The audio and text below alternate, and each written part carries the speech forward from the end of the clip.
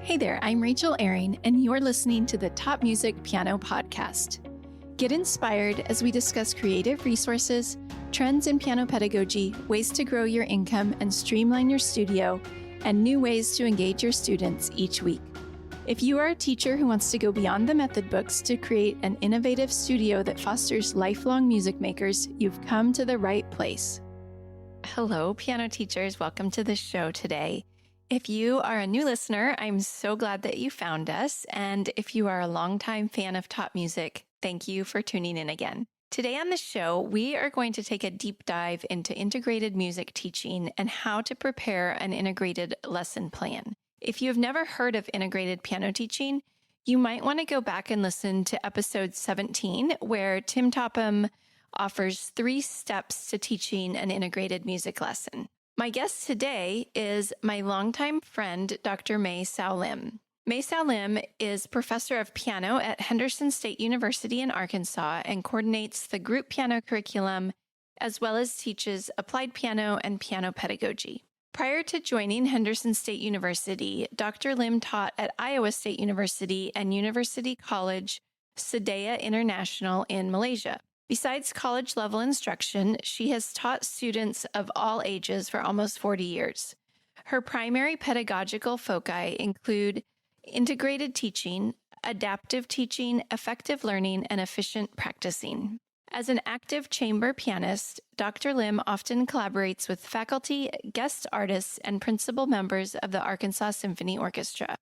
Dr. Lim earned her BM in piano performance with highest honors and 2 master's degrees at the University of Illinois at Urbana-Champaign. She completed her Doctor of Musical Arts degree in piano performance and piano pedagogy at the University of Oklahoma. Here's my interview with May. Hi, May. Welcome to the show. It's great to see you today. Can you introduce yourself and tell us about your music teaching background? Hi, Rachel, and thank you for having me on your show today. I'm excited to be here to hopefully share some of my experiences and ideas that might work for you and your students. I have been teaching for over 30 years, of which over 20 of them are at universities. In addition, I maintain a private studio of pre-college students whenever I can. I love interacting with students of all ages because each age group provides different kinds of challenges and learning experiences to me as a teacher. My philosophy in teaching is to prepare an independent learner, one who is equipped to learn effectively, practice efficiently, and to apply both critical thinking and musical instinct to interpretation. Having the experiences of teaching applied piano, class piano, and performing as a soloist, collaborative, and chamber pianist helped me greatly in preparing students to their needs, strengths, and weaknesses. Great. Thank you, May. So I just want to share with our listeners that you and I go way back about, a lot of years. A lot of years. We met when we were both working at a university there in Arkansas. And when I think of piano pedagogy, you're one of the first people I think of because you have such a strong piano pedagogy background. I know you studied at University of Oklahoma, right? Or Oklahoma State. Oh, no. Tell me which one. Oh, no. OU, Norman. University of Oklahoma in Norman. Okay. With Jane McGraw, right? Yes. So you have such a strong piano pedagogy background. So even though you're mostly teaching college students now, you have a lot of experience with kids. Can you tell us just a little bit about your experience teaching the younger students? Thank you for kind words about my pedagogy background. Actually, I started my career teaching young adults, thinking that teaching younger kids takes patience, which I had very, very little at my age back then, way back when, almost 20 years ago. Surprisingly, when I started growing my private studio, filling with younger beginners, I found myself being challenged every day, but rewarding and satisfying at the same time. I was challenged to break a very simple concept, whether it be theory or technique, down to little steps and in varied ways so that they could understand and follow them. I was challenged to pace myself in introducing concepts and skills while learning each student's personality and learning style, despite having the method books to guide me. Finding and creating the supplementary materials and activities to appropriately reinforce each concept and skill could be a daunting task. Nevertheless, these challenges became rewarding and invigorating experiences for me as students accomplished something in each lesson and made steady progress. It's mind-boggling when I started teaching adults after graduating a master's everything in performance degrees back in Illinois, University of Illinois. Even though I took one pedagogy course with the famous late pedagogue, the late Dr. Reed Alexander, I found myself didn't know how to deal with little kids. Not until I actually finished my training with Jay McGraw at OU that I began to actually enjoy teaching little ones.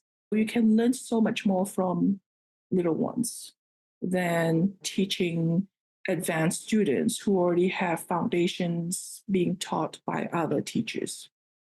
Yeah, it takes a lot more creativity, I think, to teach the little ones.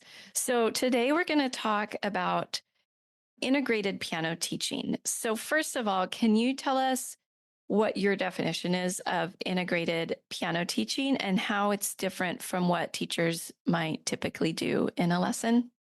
First, I would like to make it known that integrated piano teaching is not a new pedagogical concept. Method books series have been incorporating topics in separate books, lesson, theory, musicianship. And more recently, the publishers, the method book series became fewer books, kind of all in one concept. So to me, integrated piano teaching is built upon the process of correlating, transferring, and applying knowledge acquired from other areas, mainly theory and aural skills, in the piano lesson.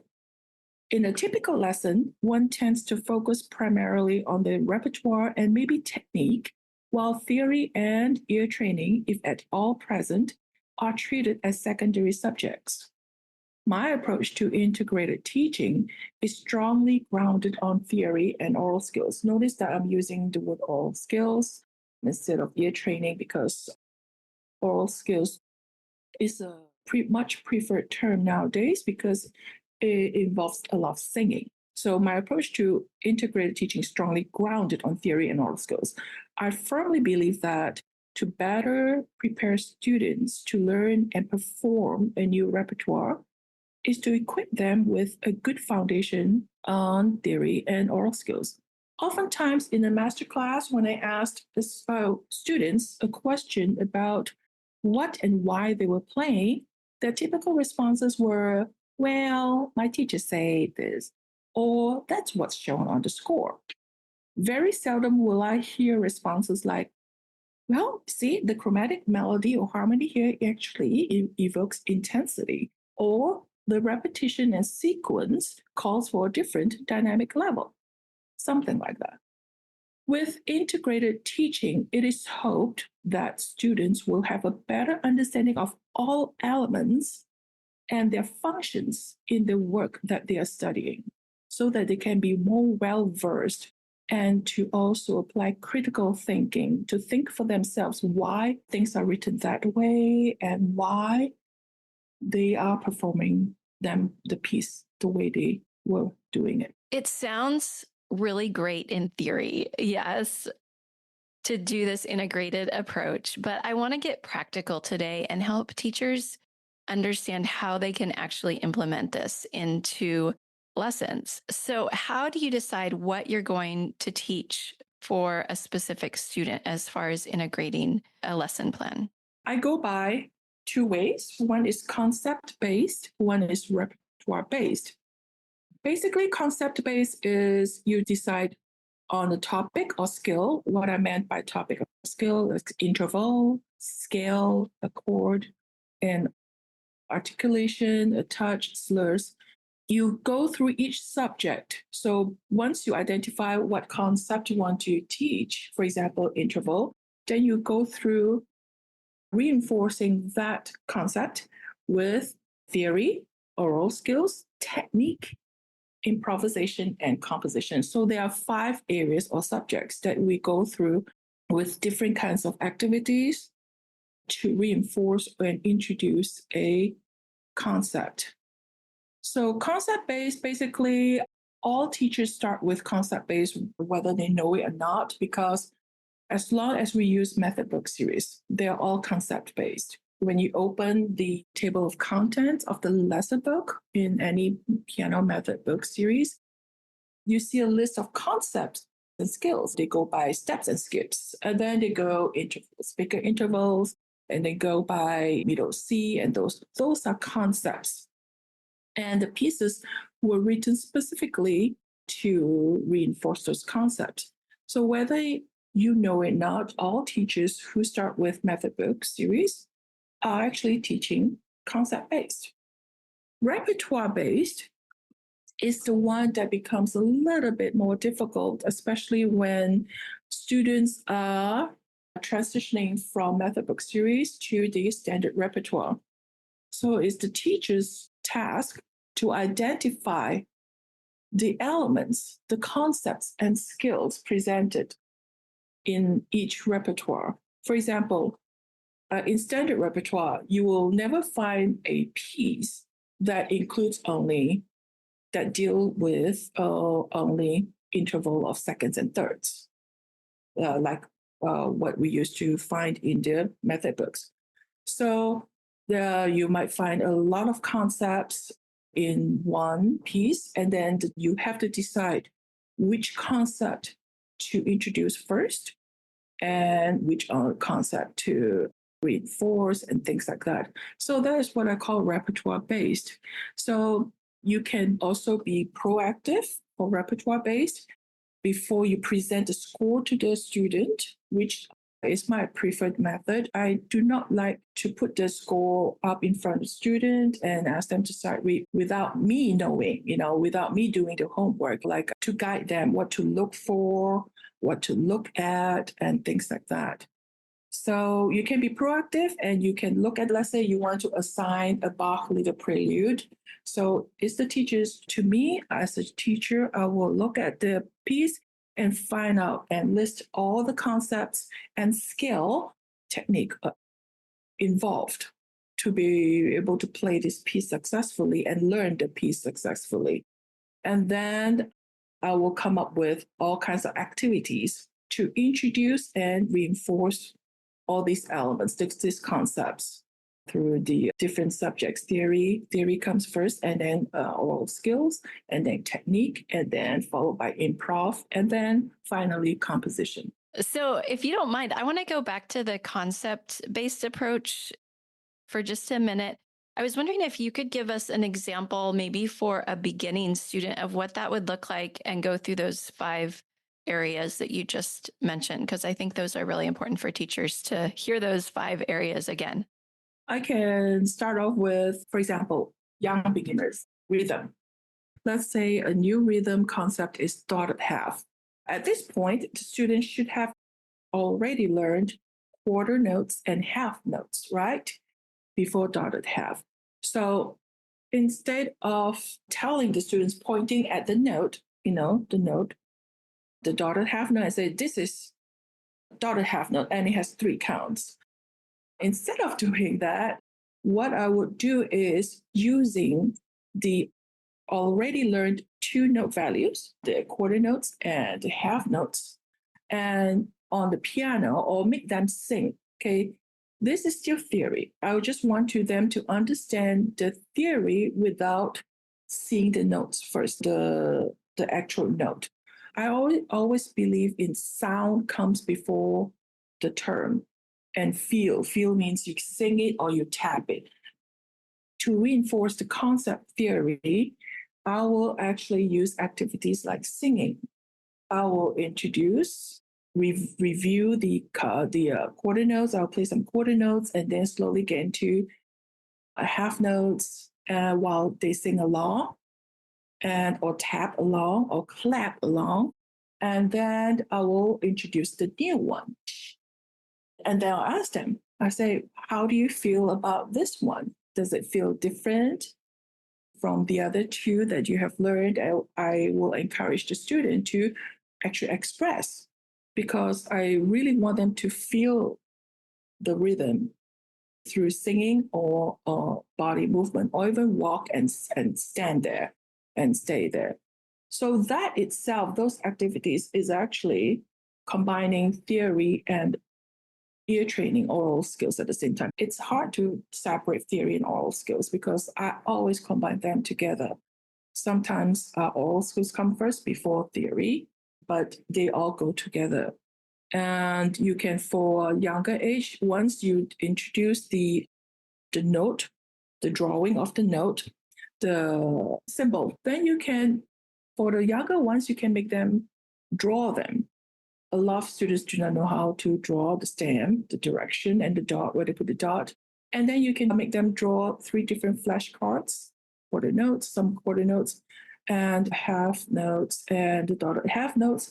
And then you make them do like a math thingy, this plus this equals to a 3 dotted half, things like that.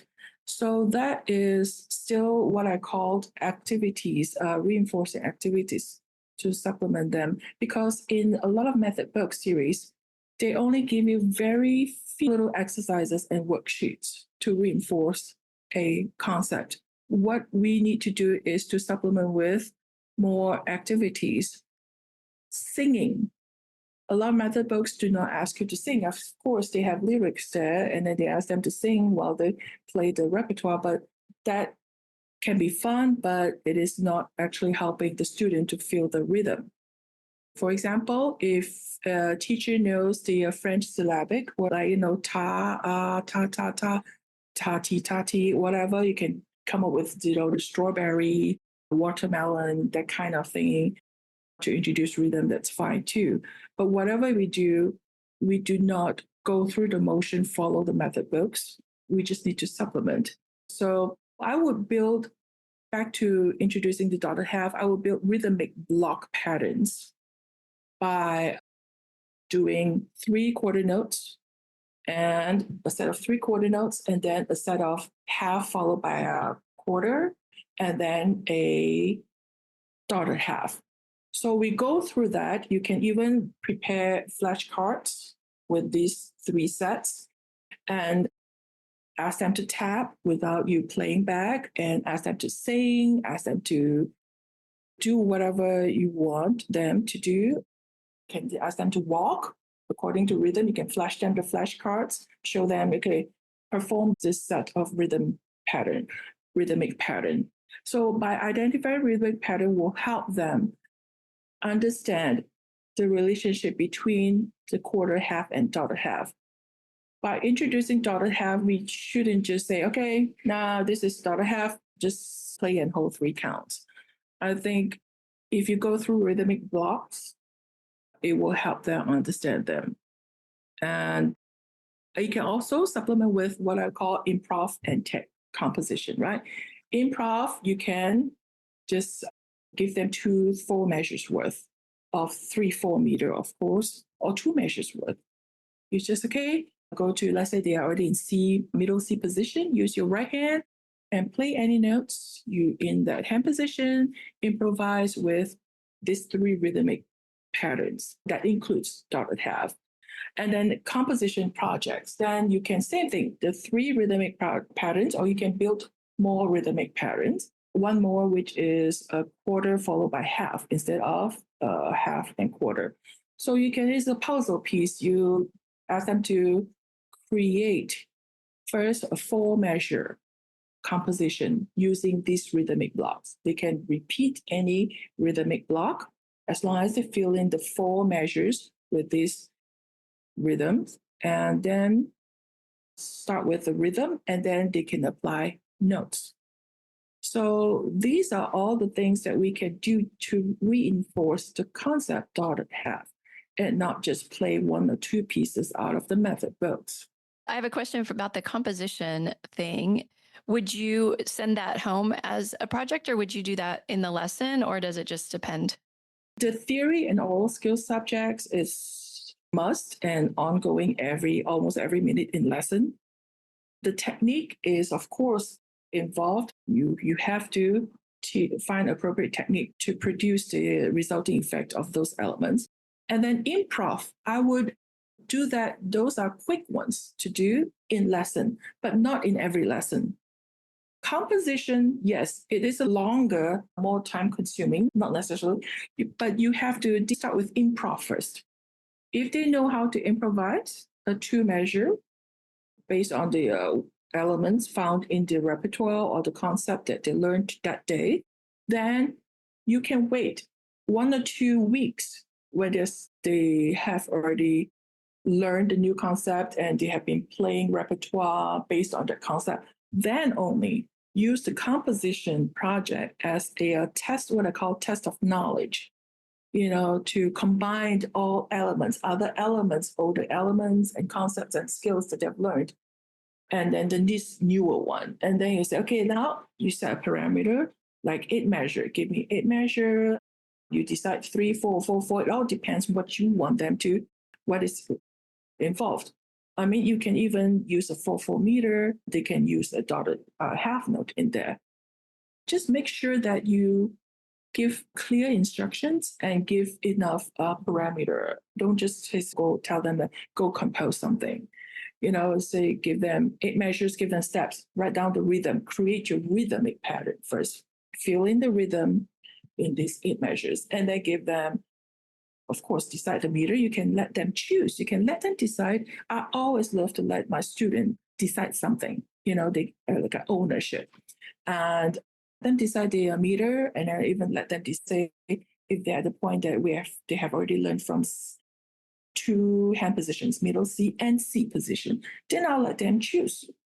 Your choice. You want to write this in middle C position or C position.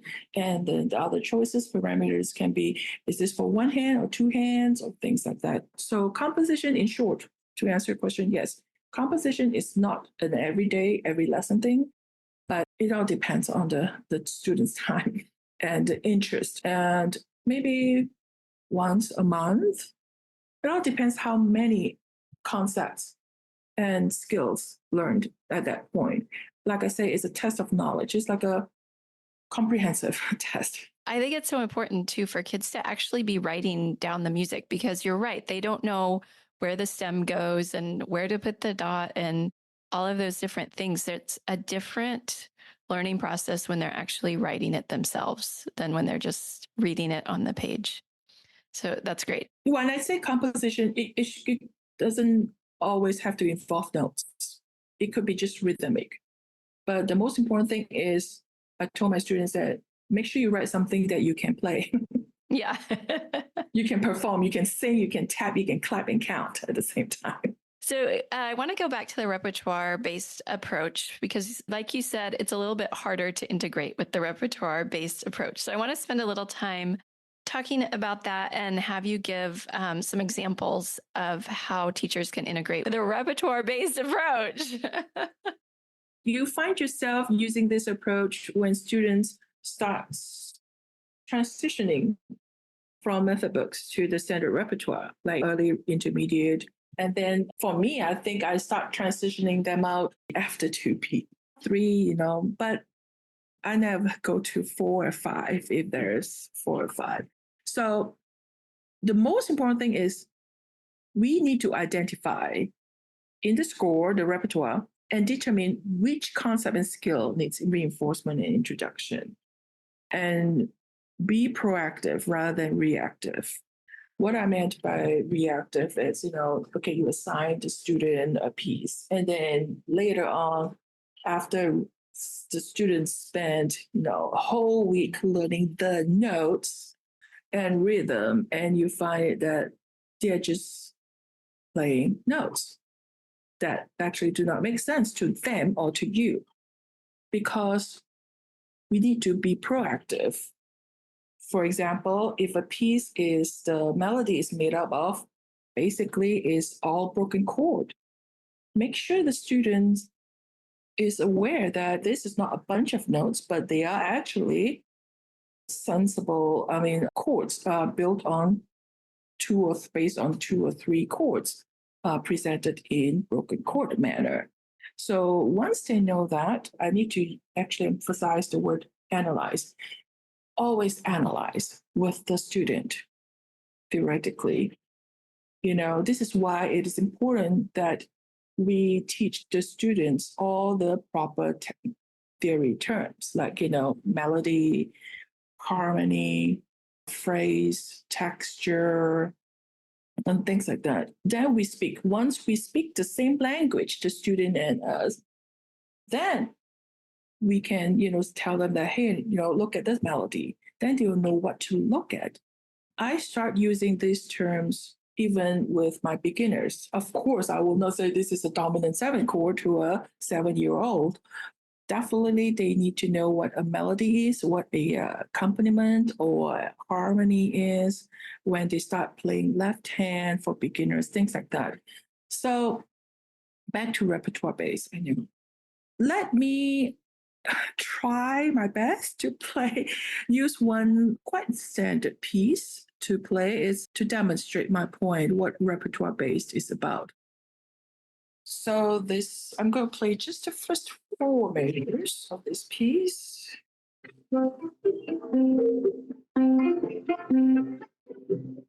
That was the prelude, little prelude by Bach, BWV 939. The reason why I chose this piece was because a lot of teachers teach that thinking that, hey, that looks easy because it's only 1 page long and it's C major. Guess what? If you look closely, there are actually a lot of concepts and skills involved. Actually, I think 1, 2, 3, 4, at least 4 main ones that I identified. So if you look closely at this piece, there are a lot of chords in a 7 chords and basic chords at an octave span. So that already identified the concept, the harmony, and also technical. So they have to be able to reach 7 and octave. And then the next concept is inversions of chords, because this whole thing is all about broken chords. And they need to understand, the students need to understand inversions, harmonies, chords, triads, and inversions before they learn this piece. And then a sequence, melodic sequence. Have they learned what a sequence is about? Because in the first 4 measures, we already have the rhythmic sequence, the ascending in each measure, the broken chord sequence. And then the rest of the piece is all about sequence. And then finally, ornaments is another big theory topic. And you can also create a lot of technical drills for students to play ornaments. Now, Bach ornaments, I'm an old school, it has to be played on the beat, on the beat with an accent. And you can use different fingerings and let them just have play the ornaments. Now, I've just listed 4 main concepts and skills. The 7th chords in 7th and octave span, in triads and inversions, the 3rd one sequence, and then ornaments. Today, I'm going to give you the things that I could do just to reinforce chords in 7th and octave span, and maybe inversions. First, let's look at theory. Let's go through it by subject, okay? Theory, what I meant by subject is theory, aural skills, technique, and then improv, right? Believe it or not, improv and comp too. So first, as a teacher, this whole piece is all about harmonic progressions. I'm going to tell you the jazz chord symbols.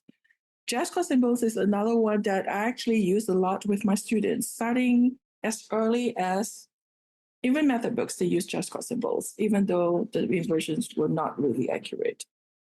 Okay, so this prelude is all about C7 going to F major, G7 and C, and then D7 and G, and so on and so on and so on. I have listed the whole thing already. It is not that difficult.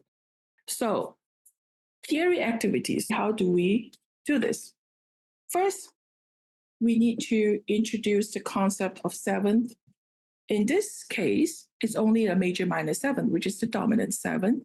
You can easily teach them to build a major triad and add another third.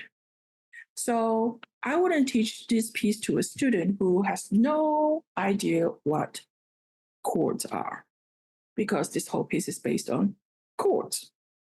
Now, of course, you can teach this piece to a student when they have no theory foundation, very weak foundation.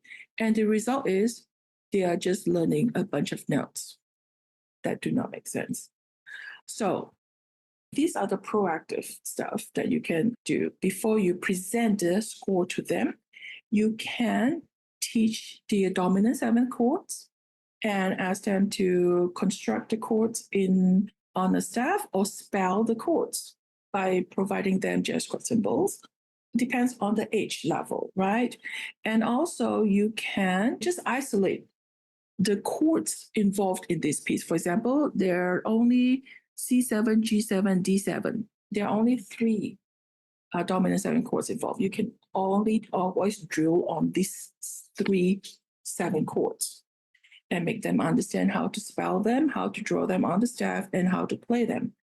And you can also ask them, once they understood the jazz chord symbols associated to the spelling, and then make sure you always introduce the sound that is kind of overlap with you always play for them when you introduce the symbols, the jazz chord symbols.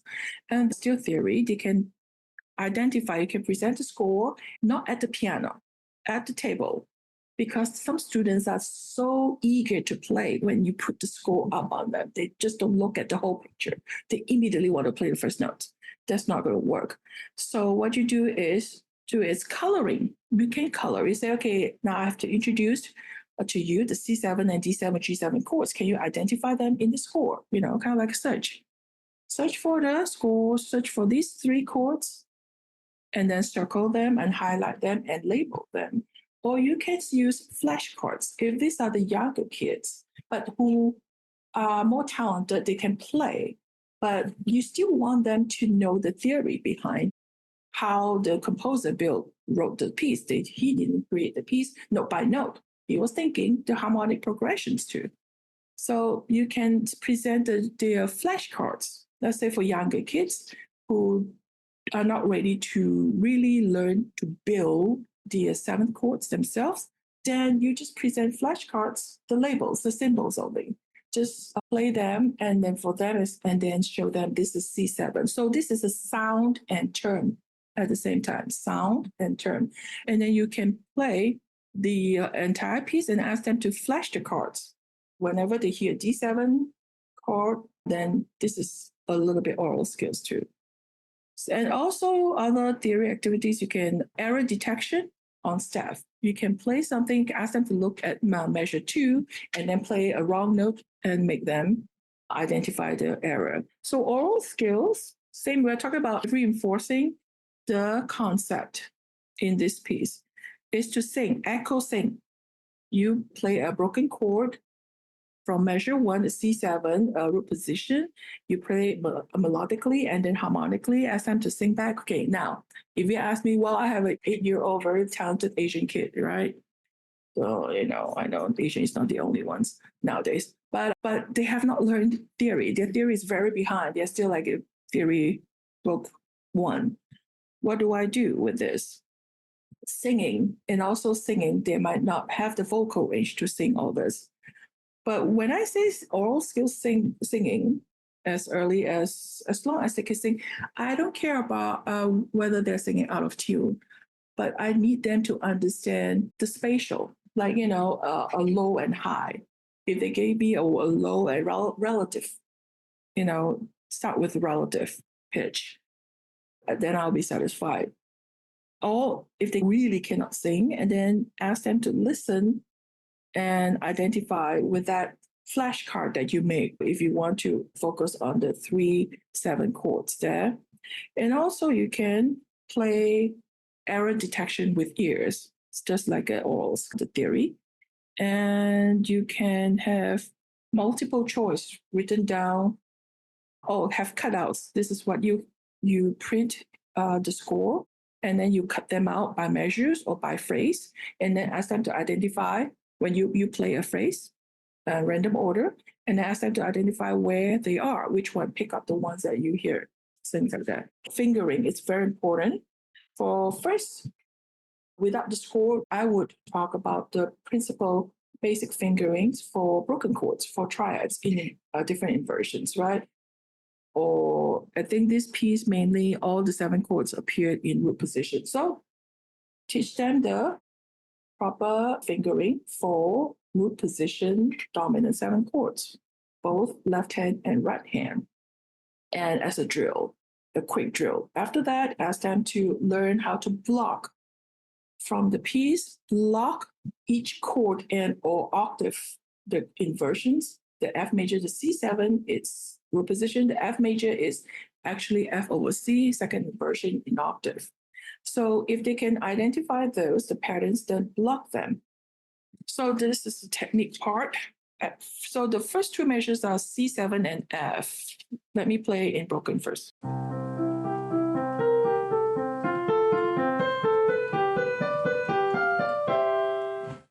And then F, second version in octave. So the whole 4 measures, if I block it, it's going to sound like this.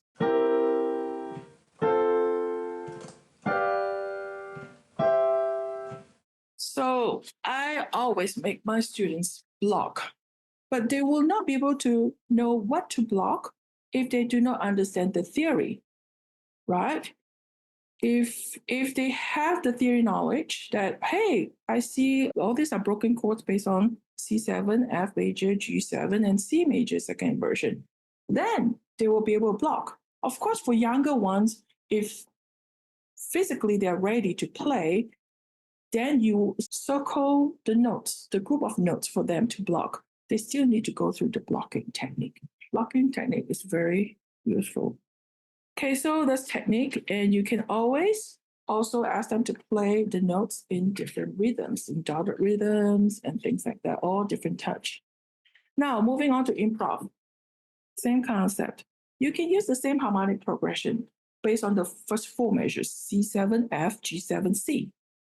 They can improvise. They can improvise by playing them inverted. Instead of ascending broken chord, they can play downward, descending broken chords, or they can add passing tones, or they can change the rhythm using the same sets of notes. For the more advanced students, instead of using broken chords, they can use scales, more stepwise scale notes, but within the C7 and F, things like that. So this itself is, improvising allows the student to actually forces the student to think more harmonically. This time, like this is truly a C7. I'm thinking C7. I'm not thinking about C, E, G, B flat. I'm thinking about C7. I'm not playing those as they are presented to me. So improv helps that. Another concept that I mentioned earlier for this piece is sequence. Improv activity will be a great one for sequence, to teach sequence, to make them understand what sequences are. Because you can find a motive that in this existing repertoire, an existing motive in this repertoire, and ask them to keep building sequence, go up and up through a lot of keys there. And then finally, composition. You can ask them to create, again, set an 8-bar parameter, and ask them to choose any of the existing jazz chord symbols, chords, harmonies in this piece, in this little prelude. And of course, have to start with C and then end with C. But in between, they can choose to have 2 harmonies in one measure or one in each measure. So plan their own harmonic progression using the existing harmonies found in this repertoire, and then plan the meter and so on. So that's the comp. So I wouldn't introduce the comp until they finish playing the prelude. So I would say, okay, now that you have learned this prelude, now compose your own little prelude in C. Or if they want to challenge themselves, well, no, let's start with something easy. Stay with C major, because we want to keep reinforcing the same few harmonies. This is so good. You gave us so much valuable information in that. But I have a question for you, May. What advice would you give to teachers who maybe feel overwhelmed or even ill-equipped to do this approach of integration? Okay, like I said earlier, concept based. I mean, everybody actually know without you knowing, we actually start teaching concept based. But the thing about concept based is everything is outlined for you. But we need to take a further step from that. Yes, things are outlined for us. The concept and skill have been decided for us, but it's up to us to supplement them using different activities and through different areas like theory, really make it really a strong theory based, and then oral reinforced by oral skills. And then technically, you don't have to go through Hannon. You can be your own Hannon and come up with not the whole page ones, full bar exercises, repetitive exercises that drill the skill, the technique. So that shouldn't be overwhelmed. We start off with method books, just follow the way they present the ideas that they actually gave us in the method book series. And one thing I would caution young teachers is never just blindly follow all the method books. Always question the logic in the presentation of the concepts and whether there is sufficient materials, enough pieces, or enough repertoire or to reinforce the idea before they move on. The logical presentation of concept and skill is most important that you need to always question. And that is the general rule of thumb when you go looking for a method book. There's so many of them out there. Which one to use? I look at that one first. And so one only feels overwhelmed when it comes down to repertoire-based. Repertoire-based is because you no longer have things outlined for you. Not necessarily true. A lot of anthologies nowadays, they do have a page of things for how to prepare for this. They will outline, okay, this is a tricky rhythm that you need to tackle before you start doing this piece and things like that. I think those books, anthologies, are popular because they have that. I think teachers are drawn to those because they come with helpful teaching tips and learning tips and practice tips. Young teachers, if you feel overwhelmed and have no clue how to start repertoire-based, then you go for those anthologies. But again, use those only as a start-off kit for you to, okay, oh, this is what I need to look at. Oh, okay, this is how they look at things, and this is how they come up with this kind of exercises, things like that. But eventually, because if you rely on these anthologies, you are only limiting yourself to teaching these repertoires that are found in these books. So to expand your repertoire, your own repertoire, teaching repertoire, and also for the students' sake, I think teachers need to learn also how to identify those concepts and skills. Now, some teachers might feel uncomfortable or not so confident in identifying those concepts because they might not have much training in theory. Because if you have gone through the traditional or typical piano lessons, mostly we just play repertoire and technique, not much theory or ear training. So this is when the teachers will feel a little bit uncomfortable or not so confident to do repertoire-based, to identify all the concepts themselves. My suggestion would be, nowadays there are a lot of free music theory websites. One I like to use is musictheory.net. One can easily review theory using these websites. When one gets more comfortable and confident with their own theory knowledge, then they will feel less overwhelmed doing the repertoire-based and also coming up with ideas. My bag of tricks starts from a very tiny little pouch, let's say. And now it's like a Santa Claus. Okay, I'm exaggerating there. No, seriously, you'll be amazed. The more you teach, especially different age, don't limit yourself to only young beginners. I mean, don't be afraid to teach more advanced level. The more you teach, every day, let's say I teach the same repertoire, but to different students, I find myself giving different suggestions and showing them different tricks. And I always say, aha, I should have written this down. If I were to write down everything that I tell my students, is I would have come up with a whole set A to Z book, encyclopedia. It's amazing. I mean, yes, everyone can feel overwhelmed. It's a new venture for all teachers. To me too. I mean, I started teaching with knowing very little, without pedagogy training, and then with pedagogy training. Even with pedagogy training, okay, Jane might be listening, or somebody will say this to Jane, but you learn more by doing. Don't be afraid to try, and don't be afraid to ask.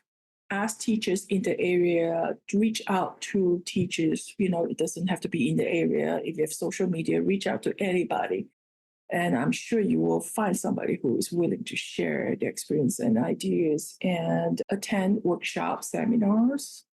And like I say, self-improvement in theory and all skills first, if you want to. And also, and go through a lot of repertoire that you would like to teach and there's no guidance, then you come up, do your own homework. Like I will go through the whole book of Bach Little Preludes if you want, any anthologies that do not come with the practice tips. See if you come up with your own set of practice tips and identify the concepts. Do your own homework. Of course, you say, how do I know if I'm right or wrong? Well, of course, then you have to seek guidance, help from other teachers. I like that. Seeking guidance from other teachers, doing your homework, starting small with your little pouch, and then gradually it gets bigger into your Santa Claus bag. After 30 years, right? You're going to have your Santa Claus bag. So just starting small. Well, May, I know we could talk for hours about this, but I just want to thank you so much for all of the great tips and advice you've given today. So much great information. And I'm just so grateful to you for joining us today. Do you have anything else you want to add? Yes. One last thing, the benefits. Right? What is this integrated teaching? The difference you can see in student is, okay, for the teachers, it's reinvigorating experience for teachers, especially for veteran teachers who are seeking to break their routines. And the process of identifying concept and skill on their own and create and planning activities through different subjects, and to participate and interact with students. It's a totally different experience for both teachers and students. And with all this, like I say, it's strongly based on theory and also theory. You start speaking the same language with the students. In lessons, I find myself, I don't have to point every single note. I'll just say, okay, go to second phrase. And then remember if they have memory slips. Actually, students find it easier and quicker to learn a piece because the piece is no longer a bunch of notes. It's made up of, let's say, 4 chords in different inversions and in different styles, scales or repeated chords or sequence and things like that. We analyze with the student and they discover that they say, oh my goodness, this is so easy to learn and to memorize. So it is totally a long process, but the end result is sweet for both teachers and students. Yes, I'm so glad that you added that because it's so true. And making it easier to memorize, that's such a huge thing for students. Well, May, I appreciate you giving your time today and sharing your wealth of knowledge with us. Thank you so much for being here with us today. Thank you. And it's my honor to be here. I hope that you enjoyed today's episode. I appreciate how May broke down the concept-based and repertoire-based approaches and gave us the 5 areas that we should be integrating in our piano lessons. I also like how she said that you don't have to include all 5 at every lesson, and gave us some practical ways to include composition in a way that isn't overwhelming for us as teachers or for the students. That's the end of the show for this week. Next week on the podcast, we are going to divert a bit from integrated piano teaching to talk about creating community among piano teachers with Jacqueline Morozek. So I hope you'll tune in. I'm Rachel Ehring, and you've been listening to the Top Music Piano Podcast. I'll talk to you again soon. How do you keep up to date with all the latest trends and research into music education? How do you connect with other teachers around the world and make sure your teaching stays fresh and relevant for students of all ages and stages, both now and into the future? I created our Top Music Pro membership to be the one-stop shop for music teaching resources, training, support and community, and I'd love for you to come and join us inside. With over 40 comprehensive training courses, hundreds of teaching demonstrations and lesson plans, free monthly sheet music, discounts, and all the business and pedagogy support you could ever need, Top Music Pro is the community you've been looking for. If you're ready to level up your learning from the podcast and join thousands of other teachers in our global network, head over to topmusicpro.com today.